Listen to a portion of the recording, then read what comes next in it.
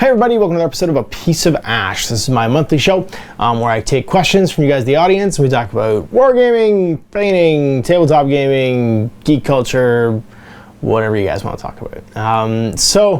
Usually what happens is I sit and paint. Today I'm going to start work on my my first three heavy Khador Warjacks for my Harkovich battle group. For a game on Sunday, completing 50 points, and these three add up to basically what I need to have to be painted to play Harkovich with some infantry support. And then, yeah, I'm also going to get just some base coats down on this guy, which I'm also playing with on Sunday, the same day, playing War Machine, actually Age of Sigmar with the same guy. It's going to be my new Knight Vexillor with the super standard of delivering Retributors. I'm going to get him painted and on the table hopefully for then. So I'm going to start answering questions. I usually go for about an hour, get through as many questions as I can, and if you guys want to get a question for next month, this is the August show. So it comes out in September, questions from August. You can click the link in the video description below to go to SurveyMonkey, and you can get your questions in for the September show, which will come out at the beginning of October. It was a long weekend this past weekend in North America. We had Labor Day. So if you're in the rest of the world and you don't know why this didn't come out on Monday, it's because I wasn't working then, because it was late. I was at a barbecue. I was busy carrying my sunburnt kids around downtown St. Catharines. Well, actually, not even downtown St. Catharines, but yeah, parade and buying ice cream and chasing dogs and all the things that you do on Labor Day. So yeah, so you're getting it today instead. Let's jump in and get my first questions going. So question number one: Primarchs in 40k. Thoughts?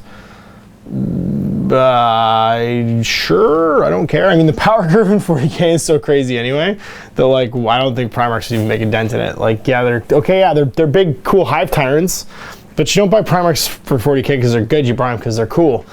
And I don't think that it would really do anything to the game. I mean, the reason they would come back, I don't know. I mean, some of them aren't dead. The Chaos ones are mostly all demons now. So there's kind of a reason for the Chaos ones to come back. The 40k, or the regular sort of Imperial ones, though, I don't really see any reason for them to come back. I mean, maybe Russ, maybe Gilliman could unfreeze himself. But the ones that died like noble, heroic deaths, just leave them dead. Like, they don't need to be alive anymore. They're dead. Let them be. I don't see any narrative reason to bring them back. I think they're much more compelling figures as sort of like the tragic, interesting figures that they are in 30k, and that's what makes them so neat and why people love them so much. So yeah, so I'd say just leave them be. Next. Davage13 asks, hey Ash, with Age of Sigmar looking to be a success now, do you think GW will do a similar thing to 40k? That's so funny that you say that. I don't think anyone really remembers anymore, but you're playing the Age of Sigmar 40k. In the very late 90s, there was an edition of 40k that was very much like the fantasy that everyone played up until 8th edition. In fact, the core rules of 40k and fantasy weren't really that different. You were basically playing with skirmishing fantasy units in 40k. And all of the insane, bonkers, crazy, it's ruined the game, we're gonna leave and burn everyone's house down and you're all terrible people stuff, when 3rd edition 40k came out, happened just like it did with Age of Sigmar. The only difference was there wasn't really an internet like there is today with hobby stuff on it. And so people didn't think it was a huge deal because the internet made a big deal out of it. And I guess people just didn't have a forum to go voice their grievances on. So you guys are playing the Age of Sigmar of 40k. The reason why they aren't going to air quotes Age of Sigmar 40k is because that's already the way 40k is. They stripped the basic stat line down. They removed the movement stack completely. They got rid of to hit modifiers completely, although they've slowly been phasing them back in. And what's interesting is if you go and look at even the one page of rules and the all-in-one book, the 3rd edition 40k rulebook had the army list for every single army in it. With the technology and sort of the distribution methods available at the time, 3rd edition 40k is exactly the same thing that happened with Age of Sigmar. I just think that people don't remember that because the internet hasn't made a big deal out of it, and it's just not as remembered. There was a lot more editions of fantasy than there was of 40k. There was 2 editions of 40k before it was decided, oh my god, this game is way too complicated. You know, you can't, like, people aren't buying very many models because you can't play the game without very many models. We need to do something to remove barriers for people playing, you know, the games they want to play. And that's the 40K you play now. Like, 40K second edition, you were lucky if you played a 2,000 point game of 40K second edition in a weekend. Like, it was like a super complicated game, and it took forever to play. And you know, I'm exaggerating a little bit, but you played a 1,500 point game of 40K, and it probably took you the good part of a day. Like, it was a long game. Its psychic phase alone was a lot like the 5th edition of Warhammer Fantasy Battle, like a little card game that you just kind of took a break and played in the middle of every single turn. And I loved it. It was a fantastic game, but it was very much driven by heroes and big gribbly things. And you know, Ragbar Blackbane killing 800 Gene Stealers in one turn with his follow-up moves, and what is it? The 4 separate invulnerable save Space Marine Librarians and Terminator armor with Lightning Claws. Because Lightning Claws were just the most amazing thing ever, because you got 2 parries and they were strength 8 and they did D3 wounds each, and yeah, like, it's just silly. So to answer your question, do I think they're going to do that with 40K? No. I think what they might do is unstick the clock in 40K, but 40K is an eminently playable game. The rules are already super simple. I'm sorry, but they are. The most complicated thing about 40K is just how much stuff there is.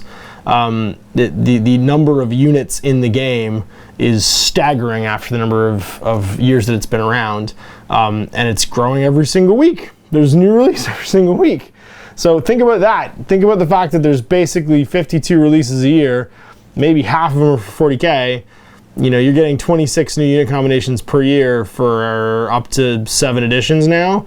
That's a lot of stuff to remember. It's kind of like Magic cards. So what might happen is they might push the clock forward and dump some units, kind of like what Magic the Gathering does when they reset a set, when they dump set of the sort of like organized play format, so that you're not playing with all the cards. And they'll probably still have some way of playing with all the cards, you know, all your miniatures or whatever. But they might change the codexes to have like a, hey, here's what's going on in the current timeline, here's the current things. You know, a bit like 30K, where it's set in a certain period and there's a little bit less stuff to deal with. And that lets them drop codes at the warehouse. It lets them have less stock in their stores and generally not have to deal with a huge, enormous, bloated product line of codes that just goes into infinity at this point for that game, which is what they did with Age of Sigmar 2. But the game system mechanic changes that happened in Age of Sigmar for 40K, they're already done. They already happened. You probably don't remember it because you probably weren't playing the game at that point, but 2nd edition to 3rd edition 40K was the Age of Sigmaring of 40K. Shedder asks, 5-header? Shedder? Hey Ash, in a fight to the death, which animal would win, a silverback gorilla or a grizzly bear? And please explain in detail why. This is a discussion argument. I'm in between friends. Okay. Well, there's an interesting thing about silverback gorillas, and actually just about simians and monkeys in general, is their muscle fibers are so different from ours that they are just absolutely inhumanly strong. So much so that if you're a zookeeper, you have to stop handling baby chimpanzees at a certain point because they might just accidentally break your spine. Like, you just can't play with them anymore the way you play with them when they're little, because they could just accidentally like just tear your arm off, or you know, like break your limbs, because they don't know how strong you are, and because they think you're like them. Like, it's totally innocent. It has nothing to do with like them wanting to hurt you. But it's that they would treat you with the same sort of like robustness that they would treat like their parents, you know what I mean, like their mom and dad in nature. And that could be horrifically bad for you because you are nowhere near built as strong as a chimpanzee, and they will rip you in half like a phone book by accident if you're not careful. So that's a point for a silverback gorilla, because he shares a lot of common ancestry with chimpanzees and has those same long muscle fibers that make him crazy strong. But the biggest problem I'd say that it would have fighting a bear is that a bear is actually armored. And people don't really know that about bears, but they are covered in fat and they are covered in fur, and they're effectively just huge like knights. Like they are so hard to hurt, and their bones are so dense that they're just incredibly resilient to damage. And they're also insanely fast. I took a course on bear safety when I was working in the Northwest Territories when I was in mining, and I can't remember the exact nature of the statistic, but because of its body length, I think there's something like a 3 or 4 second safety window that you have if you gauge that you're 100 yards away from a bear or a grizzly bear, because they can just clear 100 yards that fast because the length of their body is so large that their gait just gets them to you almost like in the blink of an eye. And so I think that silverback gorilla, like, unless his whole thing he's got going for him is he can fashion a tool, you know what I mean, use his opposable thumb to somehow combat the bear by maybe making a gun or something, he's probably going to lose. Because if it's a full-grown like female or male grizzly bear, it's a lot bigger than he is, and more likely than not, it just has more natural resilience and more natural built-in weaponry. Like, it has claws. The gorilla doesn't really have claws. Its teeth and jaws are just a lot bigger than a silverback gorilla's. And I just hate to say it, but I don't think he's gonna win. I think the size advantage is just too much. The gorilla's in he's trying to punch above his weight. He's in a weight class against a grizzly bear that I do not think he will win in. So that gets a point for being one of the weirdest questions that you've had me give a really detailed answer to, but there's my opinion on gorilla versus bear. The captain asks, hey Ash, have you ever been in a difficult wargaming situation and asked yourself, what would Clarence do? Praise his name. Have I ever asked myself what would Clarence do? Yes, actually, and the only time I was in a situation that was like that was actually a sportsmanship situation, because one thing that Clarence does a lot better than me is keep his temper.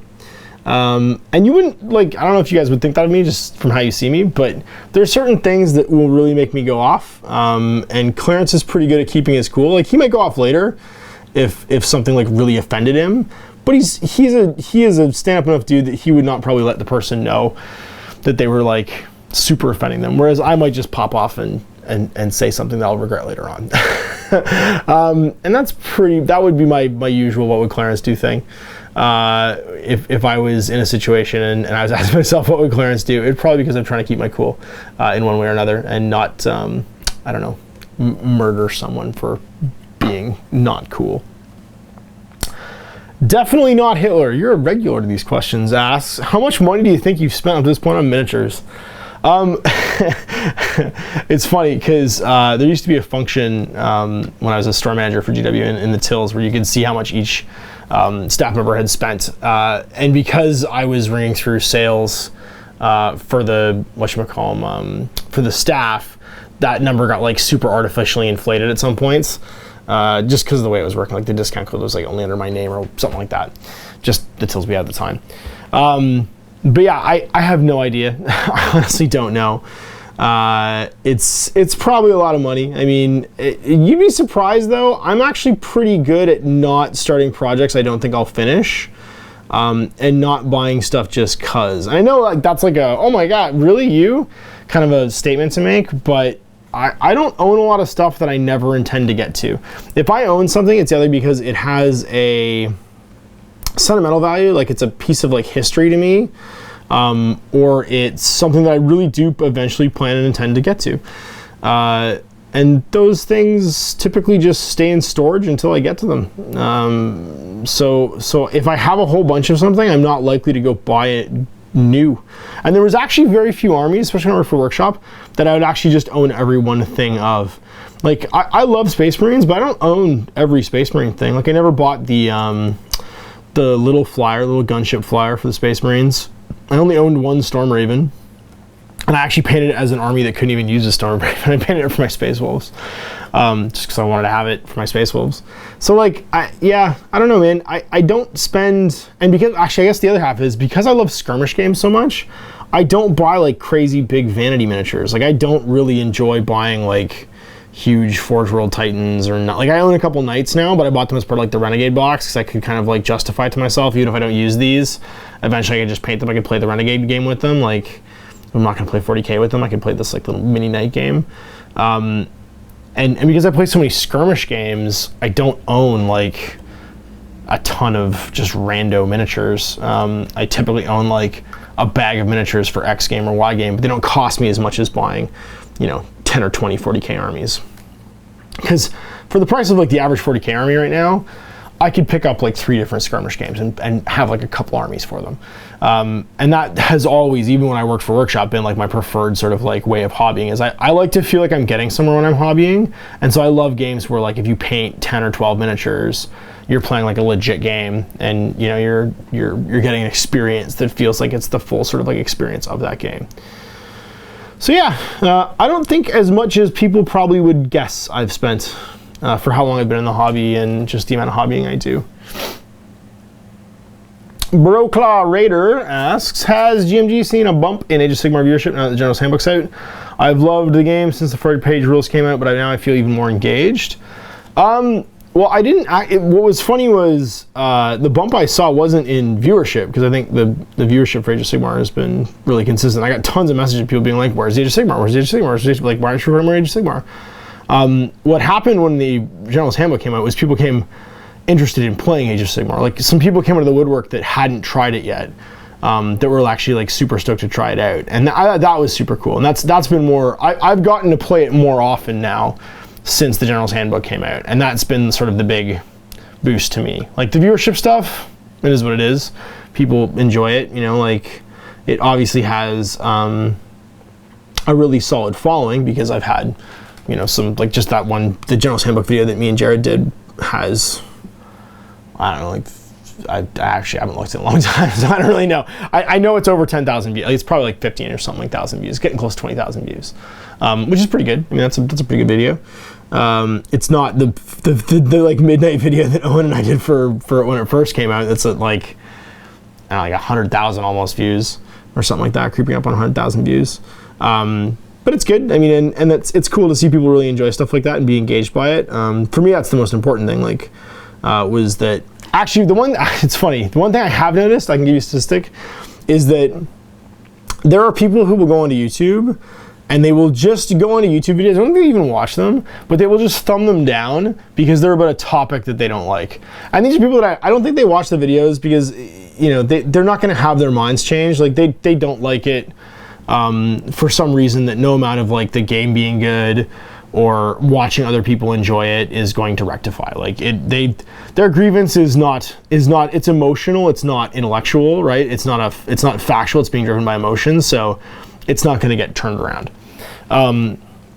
And they'll just thumb down videos. Like, I'll have every now and again, I'll see a video and it's got something like 400 up thumbs and it's got like 1 or 2 down thumbs. And I know those people are they're just people that either don't like me for whatever reason, or they don't like the game for whatever reason. And it used to be, because I was just interested in watching that stuff, that the Age of Sigmar videos I did previously, they would get roughly 10% thumbs down. So if it had 100 up thumbs, it would have like 10 down thumbs. And since the General's Handbook come out, that number has gone down drastically. And of course, now that I've said this in a video, like, a bunch of these people that watch this video will probably go out and like make sure that every Age of Sigmar video I've made has been down thumbed like crazy. But it's just it's probably half of what it was. It's probably closer to like maybe 4 or 5% than it was 10%. So either they're not as mad as they were, or some of them have actually gone and been like, oh, I still have all these miniatures. I mean, this doesn't look so bad. Maybe I'll go try it. And that was the one interesting sort of like statistic that I did note. I was like, this is getting way less thumbs down than it used to. I don't really know what that means. It could be nothing. It could just mean that people are tired of hating. You know what I mean? Like, it's gotta be exhausting hating on stuff all day. That's a full-time job, man. Waking up and hating all day long every day. They say haters gotta hate, but everybody needs a break. Everybody needs some time off. Yeah, that was one of the things that I did notice I thought was kind of neat. The Drug Against War, KMFTM. I wonder if I know that person. I'm gonna bet I do. Tunguska, Courier, or Bakunin, which is your favorite Nomad ship or society? Oh, I don't know, man. That's a really interesting question. I kind of like Bakunin because of all their weird genetic research stuff. Bakunin has like the wacky stuff, and I don't know, I just really like that stuff. For some reason, when I think of Nomads, I think of the like punk rock, sort of like Shadowrun-esque space fantasy stuff. And the Bakunin just sort of like tie into that for me. So yeah, I would say Bakunin. I think they're probably my favorite, and they kind of personify, because they're sort of the least serious, I feel, of the Nomad ships. Not from like they're not serious, but like just from a visual sort of standpoint, because they have all the crazy stuff. They feel sort of like more, I guess, anime and more sort of, there's a bit more whimsy there. So yeah, I like the Bakunin stuff. I think Bakunin's super cool. And of course, I could just be mixing up that ship with the name of one of the other ships, because I remember, I know all of the themes for them, but I don't know if I necessarily know which one goes with this, but I'm pretty sure it's Bakunin, which is the sort of freaky deaky stuff, and I like that stuff the best. Grad Smash. How are you liking the Beast Arises series from Black Library? I'm actually midway through book 2 right now, and I'm kind of really enjoying it, mostly because of how political it is. And mostly for how much stuff takes place on Earth. So if you ever wanted to know more about like the bureaucracy of the Imperium, The Beast Arises is kind of all about that, and just about how the decisions of, like, I don't know, maybe because it just makes me hopeful that young people will read those books and be like, oh my God, this could happen in real life. Like, you know, like, very few people could make a lot of decisions and it could just go terribly wrong. Like, and just take an interest in politics, because I think that young people don't take enough interest in politics right now. There's too much distraction and crap in their lives that that doesn't I guess what's the term? It doesn't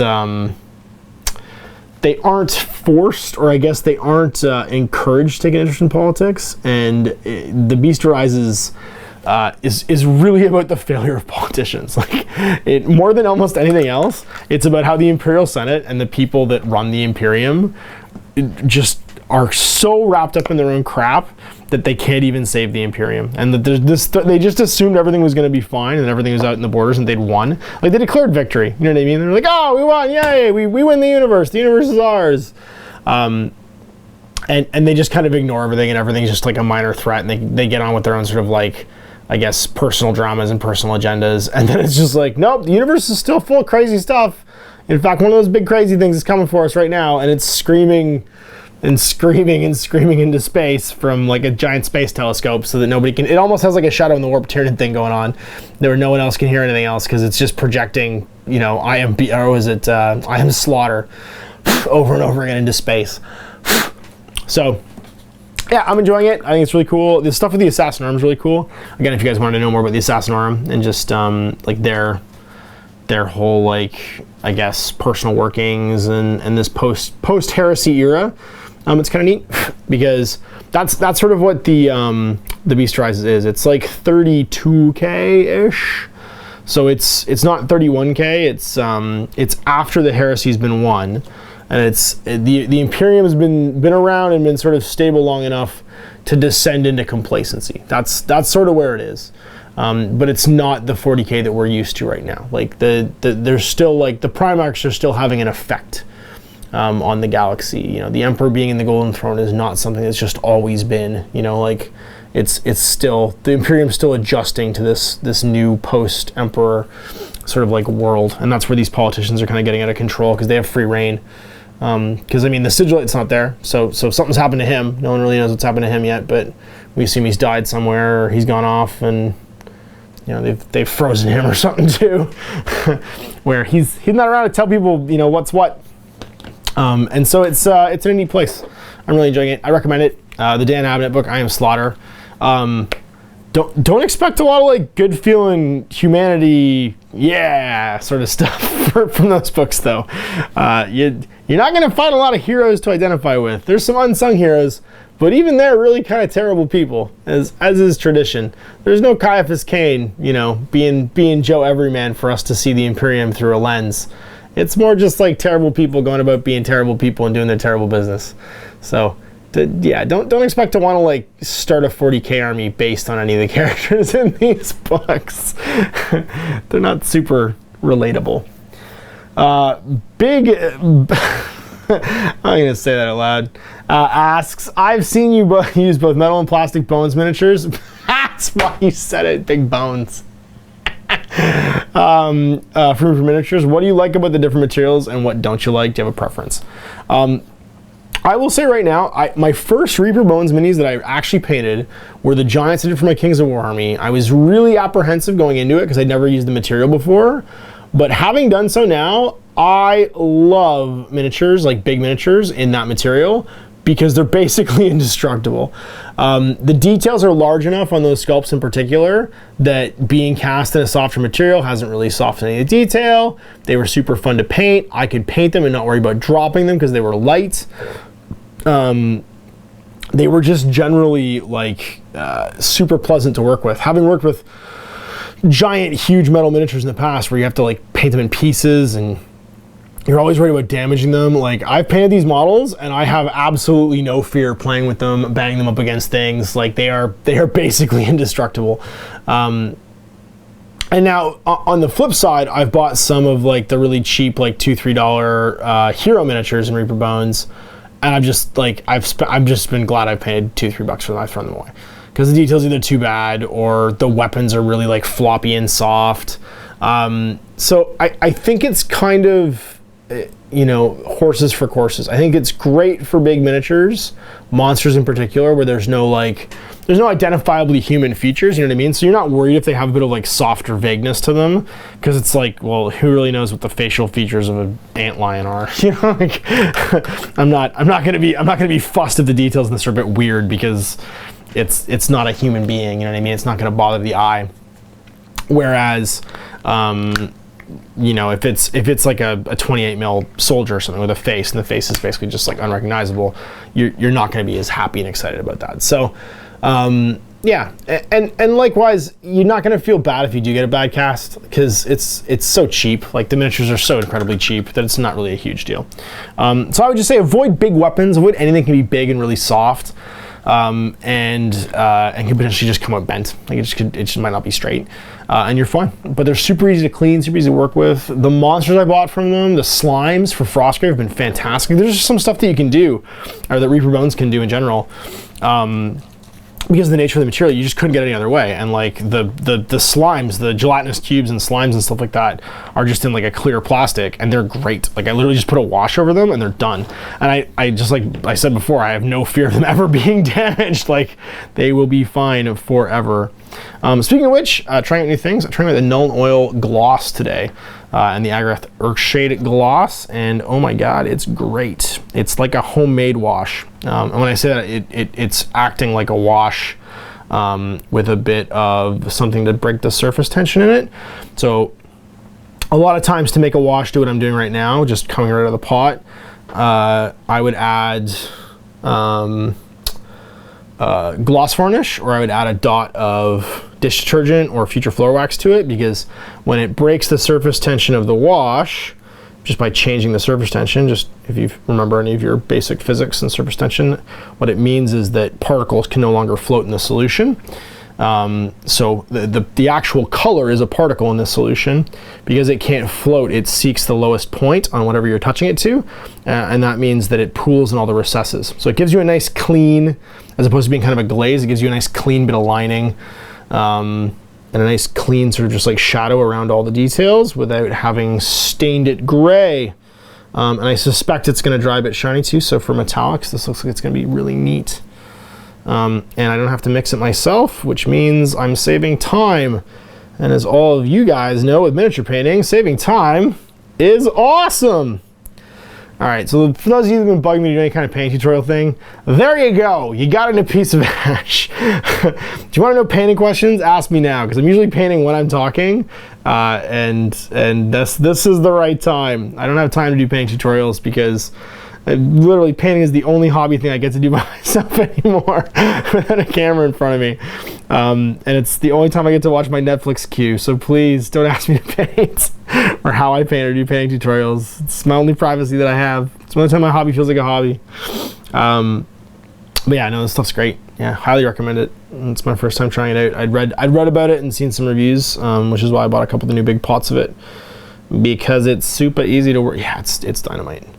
Super easy to work with. It's flowing just like a wash with surface tension broken, and I suspect it's going to dry nice and clean too. The Null and Oil unless you mix it really, really well. The medium can sometimes dry really flat, and it gives you just a different, it's not bad as long as you know it's going to do that.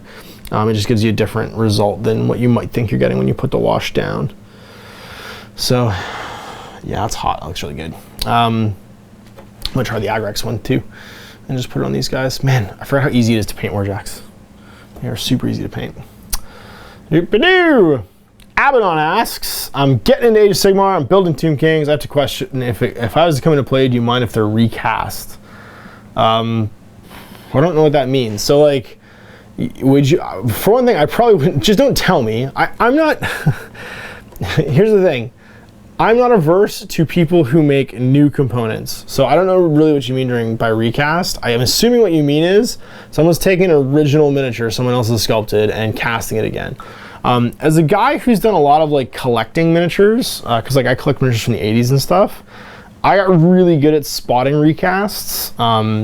Just because like there would be weird things. Like you would see a guy post the same never released Necromunda Helmar gangers over and over and over again on his eBay store, and you just know that they weren't real because there's just aren't that many in existence. Like you're talking about a release that was never really available to the general public, and there's a few out there from like old studio members that are like on the collector's market, and if you have an original, you probably have an original because like there was maybe 100 spun up and that's it.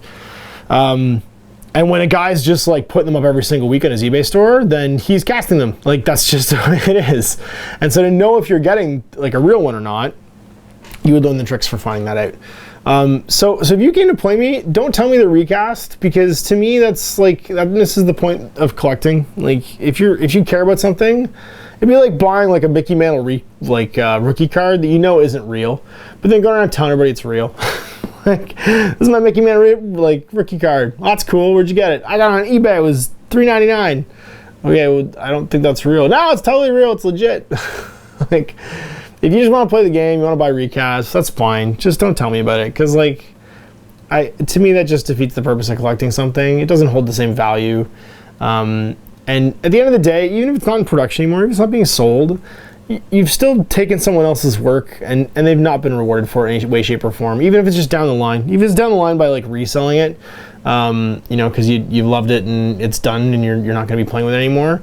At least at some point, the person that created the miniature that you end up with was compensated for. Whether it's the company, the individual, like however the sculptor got paid, you know, like whatever form that takes, that person got compensated. If it's a recast, it's someone else literally taking someone else's work and saying that they should be compensated for it. And you know, like you can have all your feelings that you want about that, but at the end of the day, that's not really, I wouldn't feel good about that. I wouldn't be able to do it. I wouldn't be able to sell someone else's work as my own. So yeah, if you came, don't tell me. Don't tell me you're doing it, because I'll probably be like, I'll hem and haw, I'll make a face like this.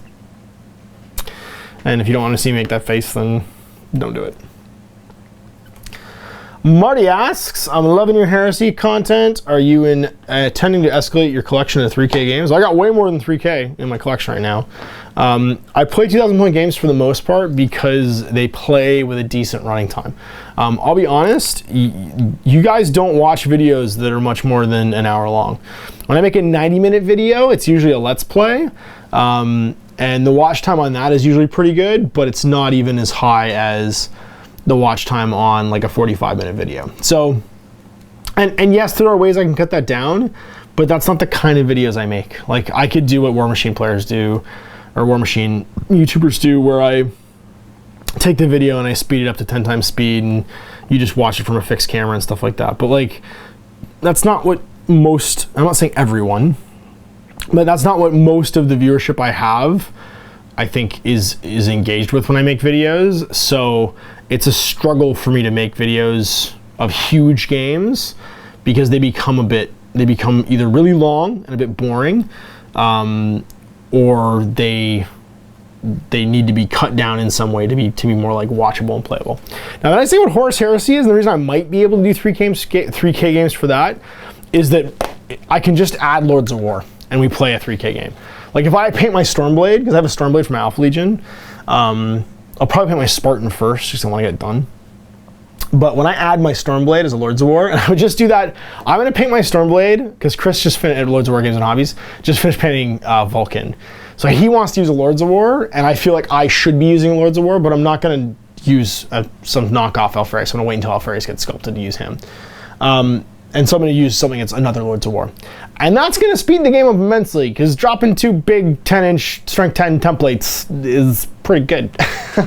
And it's like, if you just do that to increase the game size, the game time doesn't really go up very much, because it's just this huge murderous thing rolling around, killing everything. And so I'll probably be able to get to 3K games occasionally for Horus Heresy and still have them run about an hour, because stuff's just dying so fast it doesn't even matter. But like to do like a 3K, like 40K game, I just wouldn't. I probably wouldn't even enjoy it, because it's just too much. It's just too big and too long. And even Age of Sigmar, because you're not playing a rank and flank game, the individual model movement in Age of Sigmar, I wouldn't want to play much more than 2,000 point games. I'm finding 2,000 point games actually last a long time. And I'm actually kind of gravitating towards 1,500 point games, because they feel like they're going to be a bit more what 2,000 point games of fantasy used to be. Yeah, I mean, 2,000 points was always like the gold standard for fantasy, just because that was like the game that everyone played for 30 years pretty much, was 2,000 point games of fantasy. I've probably played more 2,000 point games in Warhammer Fantasy Battle than I have any other game I've ever played.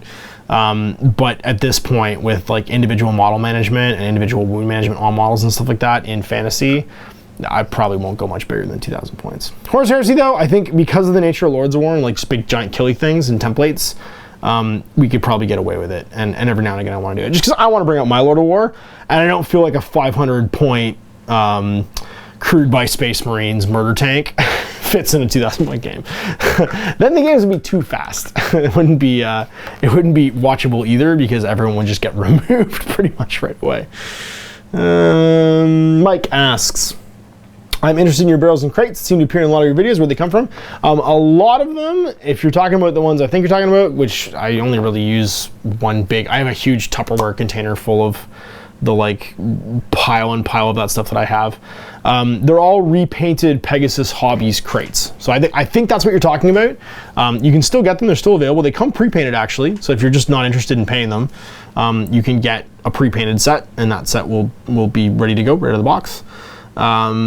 Yeah, and highly recommended. They're, I think, resin cast. They're super robust, like they're really durable. They don't chip at all, because they're kind of a bit of a softer resin. And you can either just paint right over the paint job that's already on there, because maybe the job that's on there is just like a brown spray with some dry brushing. I think what I did was I just washed them. You have to bear with me because it's so long ago now.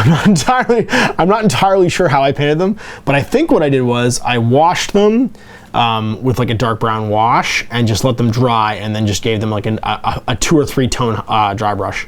So like 2 browns and then maybe a beige, just to sort of like finish them off and make them look a little more like weathered and old, as opposed to the stark sort of like brown spray paint, beige something high dry brush that they did on the factory model. Yeah, Pegasus Hobbies, they make a ton of cool stuff like that. Mango Juicehead asks, so with the escalation towards the 40k end times, how far do you think the story will progress? How much the Grimdark will get? Keep up the great work. So there's, I mean, that's kind of an assumptive question, because we're assuming there's going to be a 40k end times. I mean, I could see it happening now that kind of the precedent's been set with 40k, or for Age of Sigmar, with some sort of like big story arc moving forward stuff. I mean, that's what everyone, every time something's going to be 2 minutes to midnight, that's what everyone's going to think's going to happen in 40k. But I will warn you, we were having this exact same conversation during the last 13th Black Crusade, which people don't remember has already happened, and they retconned it out, and like the Blackstone Fortresses got activated, and Eldrad died, and Plastic Cadian shock troops got released, and no one ever thought there was going to be Plastic Guardsmen again, because Plastic Guardsmen hadn't been a thing since like the 80s. And it was all Metal Guardsmen. Metal Guardsmen were where it was at. So I don't know, man. It might get grimdark. Everyone might die. I think it would be cool if they pulled like a Destiny thing, and it like, I say this just because I'm literally playing Destiny right now, because you know I don't own a next gen console, so my thing right now is that when popular last gen games go on sale, I go through all of the I go through all of the Xbox Live gift cards my sister gives me for my birthday, and I go and buy them, and then play through these games that everyone played like 6 years ago that I haven't played yet. So I really like that. I think that would be super cool, is if they rebooted it and it's like 10,000 or even like 2,000 years down the road, the Imperium falls, everything goes into chaos, blah blah blah, and it just, the story then picks up on the other side of the galaxy where explorer siege ships have finally arrived, and they have like no memory, or even like explorer siege ships from like the Dark Age technology, from like before the Imperium, right? When the first like Age of Man happens, they finally arrive back in our galaxy, and they just find like the ruins of the Imperium. I think that would be really cool, is if it was like the Guardians are in Destiny, and you're learning about the history of 40K through the eyes of people who've been off exploring other galaxies, and they have like very modernish technology, and they come back and they're just like, what the hell happened here? Like, what's going on? If they were really clever and they brought the universe forward like that, and then they used the current model range as sort of like the relic things. So I mean, you'd still have to have orcs. Like you'd have to have some form, like there'd still have to be a way that people could use their armies. But then you just kind of post-apocalypse them all, where Space Marines are just these like, maybe there's these sort of like knight brotherhoods. And there's very few of them left, but they don't really know where they come from, and they just defend planets. Like, it's a bit like it is during the Great Crusade, where people are reconnecting with the human race, except this time around the human race isn't the Emperor. It's like a whole, it's the whole civilization that was lost before the Emperor even came to be. That would be my fan script for the future 40K. Should do it. Get on it. Start your petition right now at change.org. Wilson the Whale asks, in your opinion, is the whale the eagle of the sea? Well, in that line of questioning, we don't eat eagles that I know of. I mean, there could be a culture that eats eagles that I'm unaware of. And we don't hunt eagles the way that the whale was hunted either. So I would say no. Typically what we do with eagles is we appreciate them, we glorify them as a bird of prey, and then we get out of their way because they're crazy dangerous and have big sharp claws. So I would say the shark is the eagle of the sea. I would say the whale is the cow of the sea, because they're typically pretty harmless unless you get them mad. And yeah, we basically hunted them for food. Although, no, you know what? I would say that the whale is the buffalo of the sea, where we've hunted them to extinction like the jerky humans that we are. There you go. Neil Before Zod asks, have you thought about doing some non-standard War Hordes games like Spell Draft, Multicaster, Design a Caster, stuff like that? So you're talking about Who's the Boss, Spell Draft, these popular tournament formats. We actually haven't thought about that, but we are starting a non-standard War Machine escalation campaign. And it's actually going to be a Hordes escalation campaign, because Owen and I don't play Hordes. We both only really played War Machine factions, although, I mean, he's played other factions in the past. And I played a little bit of Circle, but I've never had like a big full Hordes army. So we split the two-player Horde starter, and I've actually been piling my way through the Trollbutt half of it, and he is getting the Scorn half of it done, and we're going to shoot an escalation series. So starting off at 0 points, working our way up to 15 points, then to 35 points, 50 points, and then finally 75 points for the finale. And I think for the first couple, we're actually going to do Rumbles. And if you haven't seen the Rumble rules, they're in Steamroller this year, and they're basically like starter set sized games, and what the old Mangled Metal Tooth and Claw stuff was. Because I really want to give them a go. I think they look like a lot of fun, and it's a different way of playing the game, and it's a bit like what I wrote for Infinity with Recon. It's a, hey, here's a way to get you used to playing Steamroller in a sort of more accessible, a little less like crazy intensive kind of way. And I'm pretty jazzed about it. So that's up in the painting block. I've just been like adding to my like Mark III army is going to be my Khador army for War Machine, and that's why I've been adding to it and just like basically starting from scratch with like my Warjacks. So my big problem I had with my Khador army was all the Warjacks were from first edition. Like, you have to remember, I started playing War Machine when it was like first like launched at Gen Con in 2003. Yeah, 2003. They had a bunch of starter boxes, and my buddy Nico came back from that Gen Con because he went to it with a starter box, and we got a hold of all the starter boxes, like just starter sets, and we played like right from the beginning. So like when I started playing War Machine, the whole like mangled metal like just a caster and jacks thing. Well, the only reason that we played that was it was all that existed. Like there wasn't anything else. I played so many games with Krios 1 and a Crusader and a Repenter and a Revenger, and I felt so short stick too, because the Repenter was just the whipping boy of that edition, because like he was a dedicated anti-infantry jack in a meta that didn't have any infantry in it yet. And I would literally just like sacrifice him so that the Revenger could do its job. And go in there and let me arc immolates at whatever I just knocked down with Krios' feet. Krios was probably the best warcaster besides Sorsha in the Mark 1 like initial launch. But he suffered from a bad case of like my jack's no good. Whereas Sorsha was like, both my jacks are kind of awesome. Except they had just the worst stats. I don't know if anyone remembers back when you had Mat 5 Juggernauts, but yeah, that's when you had Mat 5 Juggernauts. And so my other War Machine faction back in Mark 1 was Khador. And so all my Khador jacks are like original Mark 1 war jacks. And because I didn't play for, a bunch of years, because nobody played really locally in Tennessee where I was living, I had like this time where like all the jacks got redone and I didn't get any of them. Like I didn't get on the new jack train. And so I'm taking the opportunity now to do that. I'm going to update all my warjacks. I'm going to update all my, I guess just warjacks for now, because like that's really all I'm jazzed on. But I'm going to update my warcasters too, like to make sure I've got the warcasters that have been out for a while that I haven't played with yet. So like Harkovich is hot now in Mark 3. Trying to Kozlov because I got the starter set, and he's kind of neat. He's a bit of a do any kind of job guy. And I'm super enamored with all of the jackcasters in the new edition. I just love the idea of playing the game the way we played it back in Mark 1 when it was first launched, where you are literally commanding just like this army of like steam-powered robots and crushing each other. So Harkovich really appeals to me. I really enjoyed the games I played with Owen with Amon. I thought Amon was super fun, but they feed into my desire for what I want War Machine to be, which is about the big robots. Like that's the draw. You get to play with giant big wrestling robots. Tao asks, where's all the Malifaux? I'm checking every day, but despite the recent Let's Plays, there haven't been any battle reports. There's a real simple reason for that. Nobody's come to play me. No one's come to play me at all. I don't know what's going on. We've had some pretty successful Malifaux tournaments recently. I just ran one actually last weekend. We had 8 players out to Lords of War Games and Hobbies. And I was going to film some stuff with Chris, but I didn't manage to.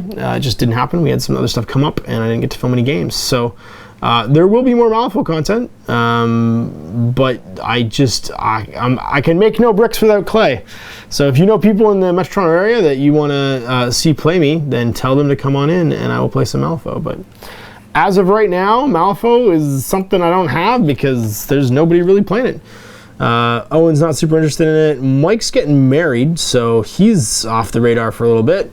And yeah, that's where we're at for Malifaux.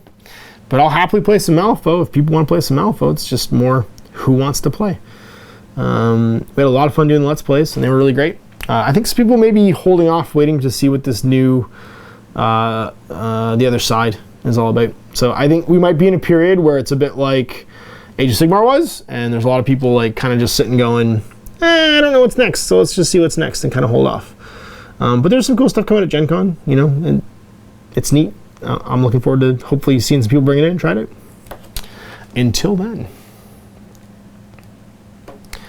Nemo No Name asks, can you talk about campaign systems a bit? Infinity in particular. The current one looks wonky, and I can't really get people to play. Do you have some comments or ideas on how to make a better one? Yeah, so let's talk about that, because that's something actually Owen's been talking about for a long time, because he loves campaign games and he loves Infinity. And Paradiso, unfortunately, it falls victim a little bit to, it puts all the emphasis on one guy. So your Spec Ops is your superhero, right? He's your guy that's earning experience in doing things, but he's it, right? The rest of your guys, it's kind of just normal Infinity games. And there's the cool narrative stuff in Campaign Paradiso that you can play through, but at the same time, you don't feel like it's your story. You feel like it's Campaign Paradiso's story, and you just happen to be taking one guy along through it and being able to mod him. So I think the reason that it maybe didn't catch on as much as it could have is because it's kind of like playing the same video game over and over again. You're just walking someone through the story, and yeah, you get to do some decision making on like how they carry their gun and what they do, but you're not building the world. And what people typically want in like an RPG-ish miniature game is they want to be able to build the world for themselves. I think that's where you've seen, like if you look at the success of Frostgrave and the success of This Is Not a Test in the last year, it's because people are using them as a starting point to tell their own stories. I've seen so much creativity over those games. Like, there's a guy who did an entire Frostgrave campaign that he called Dustgrave, and he set it all in basically ancient Egypt. And I thought that was so cool because he just took the backdrop and changed it. He kept everything else the same. It's the exact same game. He used the basic rules. He doesn't have to change anything, but he created his own. He did all of his own world building. He created his own little like universe out of the Frostgrave rules. And I think that's what people want to do with Infinity. So they don't want to be set in one place. They don't want to be telling someone else's story. What they want is they want the mechanics to tell their own story. And so I'm hoping that when Acheron Falls comes out, because that's my understanding is that's the name of the expansion that's kind of standing in for Campaign Parity. So it's going to be the new expansion and give us some sort of linked narrative game rules that gets taken to heart, because that's what people really want. Is they don't want to follow along someone else's story. They want to tell their own story, and they want to be given the framework to do that. So like even if you look at like what me and Jay have done with This Is Not a Test, I think that's a great example. So Swineland was literally just a 5-second idea I had driving through Niagara, because I'd done Nicholas City. I wanted to set it somewhere locally, so I took the history of like the Niagara region and Buffalo in general, and I made up this like Great Lakes wasteland. And then Swineland was just I can't remember what Jay and I were talking about, but like I think we were just talking about 1984. I think that was when it was, and I was driving through Vineland, which is just a part of Niagara. It's a little township. And I was like, it would be great if we just called it Swineland. And that's where the whole thing came from. Like, it was literally just, and Jay and I can do that because we sort of read each other's minds in that way, and we're like a good improv team. Like, even on camera, like most of what we talk about and say isn't planned. It's just the two of us kind of just like feeding off each other. Like any good old married work couple, which is what we used to be, can do. And I think that's what a good sort of like narrative driven miniature game lets you do, is you have an idea and it just gives you all the ammunition really to like follow through with it. So all the stuff that happened in the Swineland stuff for This Is Not a Test was just me and Jay looking at the rules for that game and being like, let's tell this story, because you know what? We love stupid stories more than any other kind of story, so let's just tell a stupid story, but make it almost serious and like not stupid. And so hopefully with Infinity, it's something like that, because what you want to be able to do is you want to be able to take the Serenity crew into Infinity, right? You want to be able to have each of those characters each progress and learn their own, like have their own stories, learn their own skills, learn their own equipment. You want to be able to recreate Appleseed. You want to be, like all of that stuff. Whatever your favorite sort of thing is, that you look at these miniatures and that's what inspires you. You want to have the ammunition to tell that story and do that thing. And so, I think the big keys there, because you asked me sort of like what are my design sort of like philosophies with that. My big key there is smaller games than normal, maybe more robust miniatures, because one of the things that's a big thing in Infinity right now is you die really easily. Everything dies really easily in Infinity. And so one of the things that most great skirmish games do is they turn that down a notch. If you look at Mordheim and Necromunda, instead of just you have a wound, you're out, it's you have a wound, now you roll on this damage chart and see what kind of wound it is. So if it could just be that simple in Infinity, is you keep the standard like wounded unconscious thing, but you add in a layer of seeing, okay, you've gotten hit, you've made your armor roll, now you've failed your armor roll, let's see what kind of damage you've taken to see if you're just impeded, you know what I mean, somehow, or if you're actually like unconscious and possibly about to like be out of the game at the end of the game. And I think that would be more interesting, because then you've got a bit more cinema, right? That's what adds to a game. you slow down the action, but you dial in the telescope a little bit closer so that each individual counts a little bit more. And that way a game of Infinity with 5 or 6 models can still be really interesting and engaging, because those 5 or 6 models aren't dying as fast as they are in, say, Recon, which is my little mod for skirmish games in Infinity, where it's still just Infinity, right? So stuff dies really fast. The game's mostly just slowed down by order pools being naturally smaller. So you can't get as far and you can't rampage quite as hard, but you're still playing Infinity. Like if a guy's dead, a guy's dead. And then I think just some kind of like skill progression, like, and using the tags that we have in the game that we don't use very much. I would love to see like, there be squad styles and stuff like that, where like heavy infantry, skirmisher, line troops, like all those little like detail titles that you see in all of the unit profiles actually mean something, and they're like what skills you have access to. You know what I mean? So like a specially trained troop might have access to a deeper and more interesting skill tree than a line troop would. And I think that's where you get like a bunch of value. You can just take the components of your current system that you might not be utilizing quite as much and give them a little bit more depth. And you heard it here first. If that all comes to pass, that's because I think good.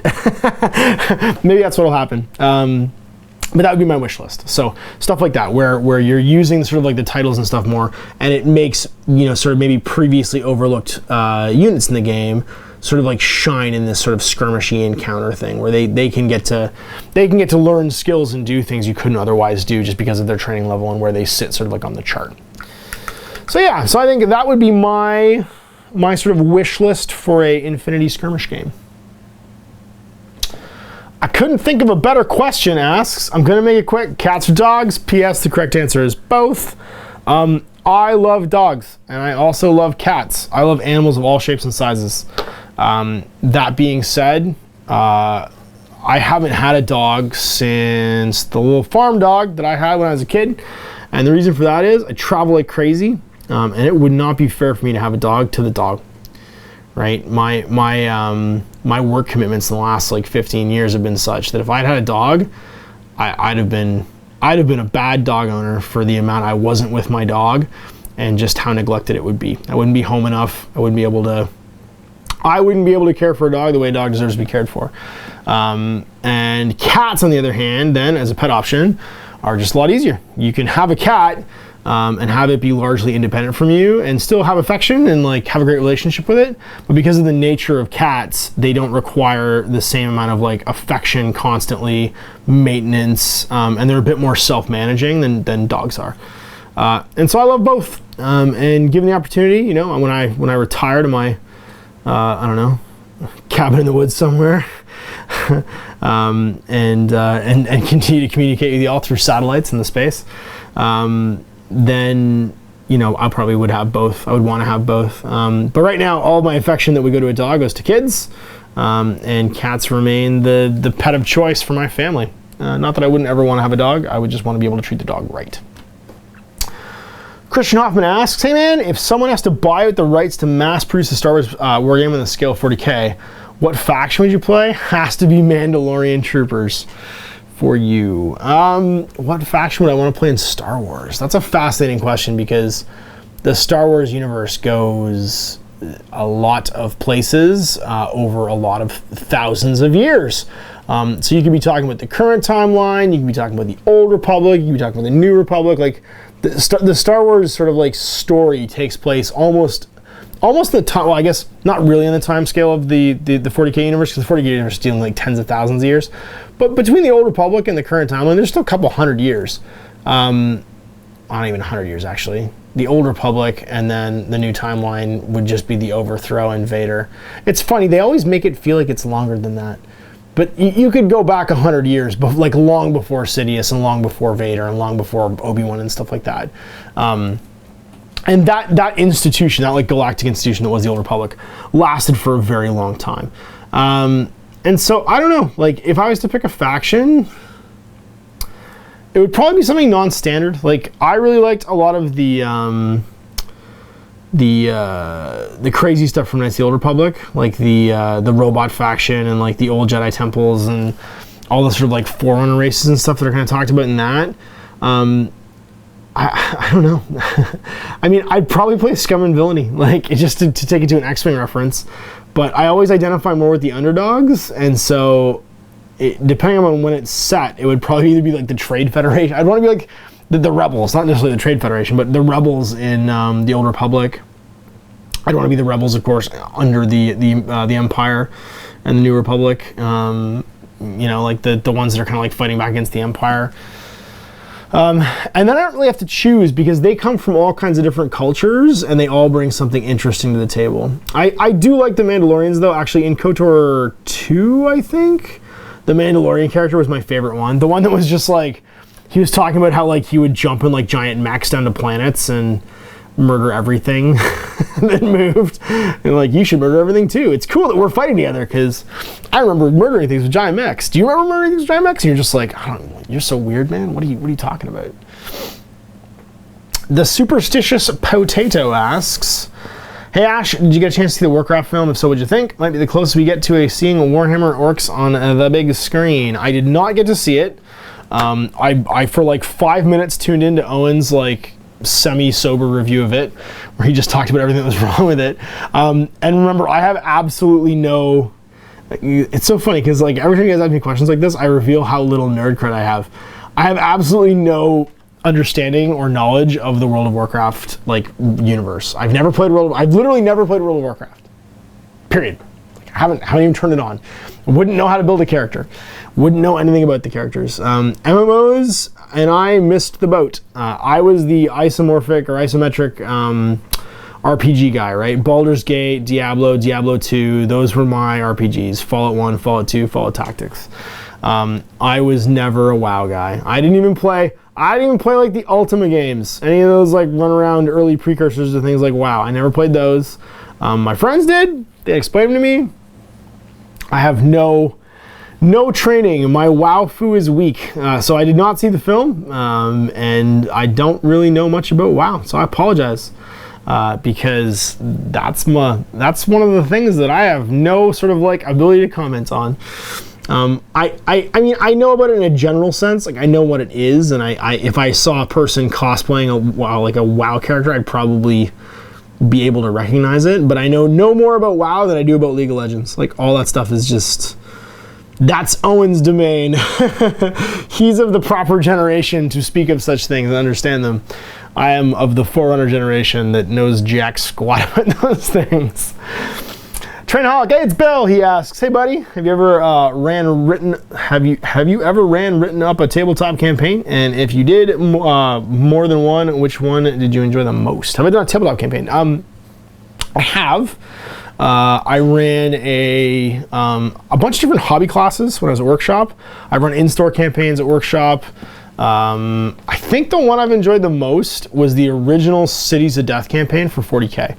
It had a map, like a map-based map, and what we did was we took the map to, I believe it was Staples, and we had it plaqued. So we had it printed out large, and then it was laminated onto a huge MDF board, and we had it all fit for dry erase, and that way we could play it, and like mark our territories, and then like restart and play again. And when they first came out, made the terrible choice of playing the original Tau Codex in Cities of Death. And it was a blast. Because like we converted everything. We converted our like command bunkers, our ammo dumps. Like if there was a thing for it, we made models for it. And like it was one of those great campaigns because everybody was super into like the presentation and making it look just right and theming their armies as like urban fighters. And so, yeah, that was a blast. The original Cities of Death campaign, I can't remember the name of was it Vogan? No, the Vogan campaign was something else. I thought it was the Vogan campaign. It had a name, but there was a map-based like campaign for Cities of Death, and we had a just completely rad time running it. And I ran it in 2 or 3 different shops over the years, and yeah, we had a blast. That would be my favorite campaign I ever ran. Oh, Gamer Ed, it's Ed Markel asks, did you get the 2 katanas I sent? I did, and I think I messaged you about it. The Sneering Imperialist asks, greeting Ash from across the pond. I hope you're well and keep up the good work, old chap. Have you read the GOW, Gears of War books? Also, do you know if any games could represent the warfare fought on Sarah? Okay, Sarah, I think that is Gears of War.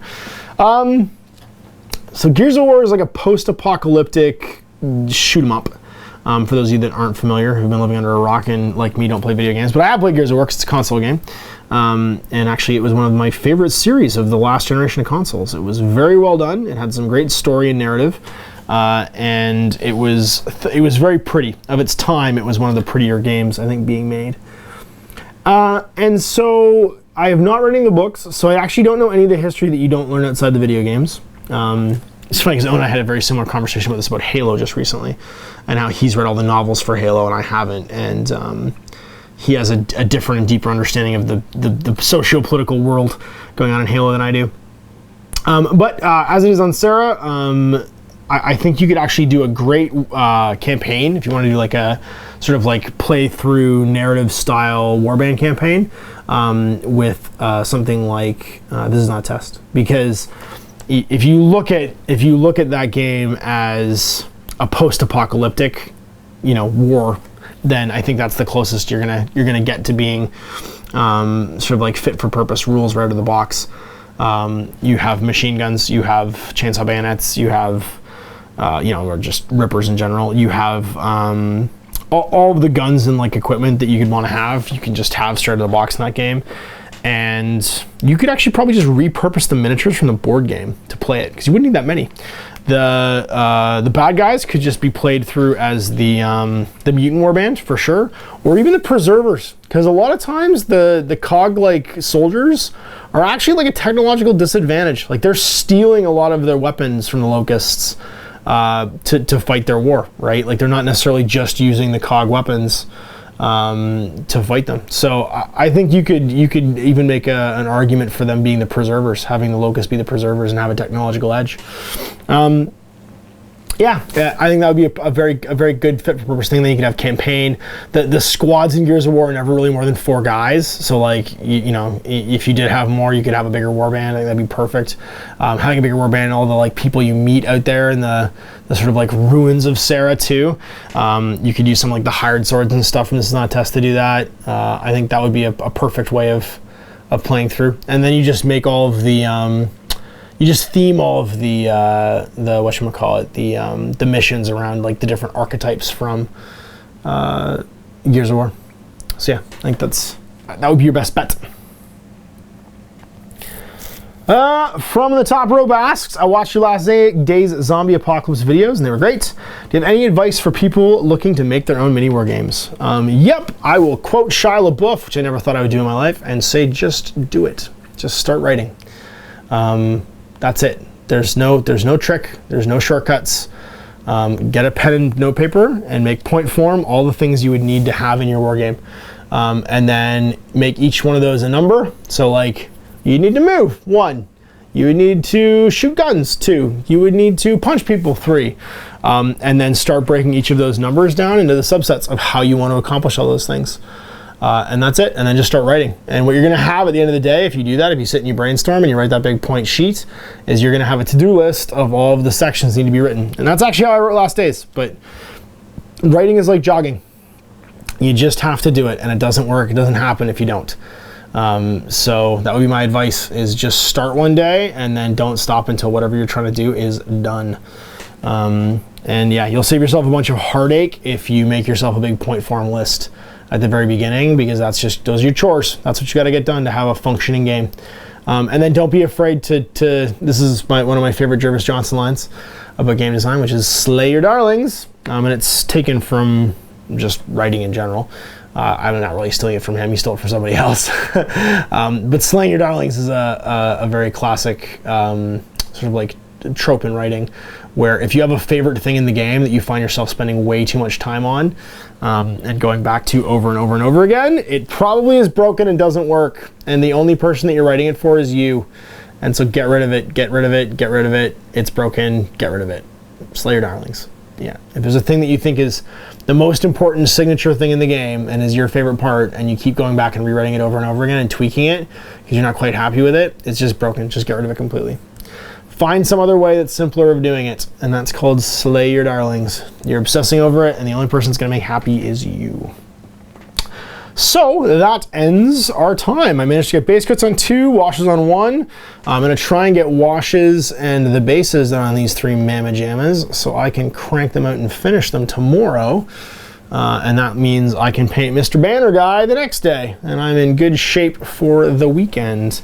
Might actually get to do something else. Get my rest of my trolls put together probably. Ooh, or I'll paint some Guild Ball stuff. I got some Guild Ball recording coming up in the near future. I should also have some exciting news about something I'm doing in November. I should be able to get the details for that to you guys this week.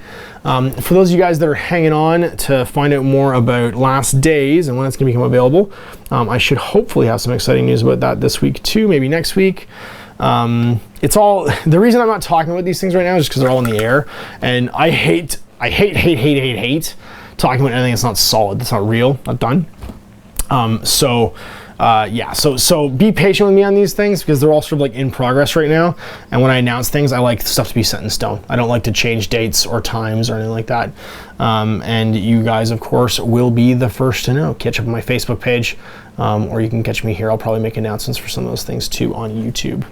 So if you want to get in your questions for next month, like I said earlier, click the link below, and you guys will be taking to SurveyMonkey where you can ask some questions and get some answers for the month of September. So thanks for watching. We'll see you for another piece of Ash in the future. It's on Ash.